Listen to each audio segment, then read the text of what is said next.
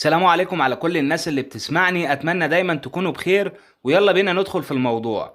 طبعا اغلبنا عارف الكرتون الشهير البحار باباي، وناس كثيرة بتعتقد ان هو شخصية خيالية، لكن في الحقيقة هو ظهر لأول مرة سنة 1929.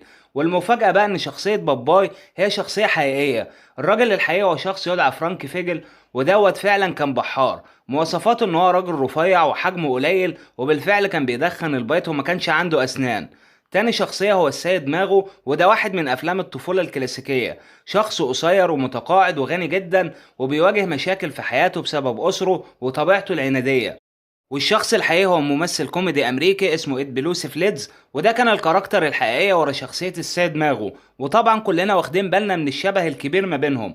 تالت شخصيه هو شرايك، ودي مبنيه على شخصيه موريس تيليتا، وبيقال ان موريس هو مصارع فرنسي محترف من مواليد روسيا.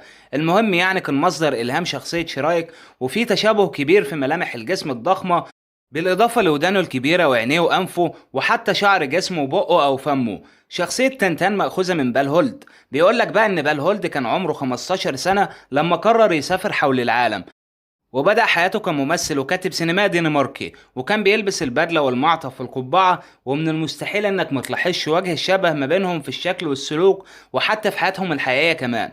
كفاية كده النهاردة، لو عجبكم الفيديو ما تنسوش اللايك والاشتراك ودعم القناة علشان أقدر أكمل معاكم. قولوا لي رأيكم في التعليقات. سلام.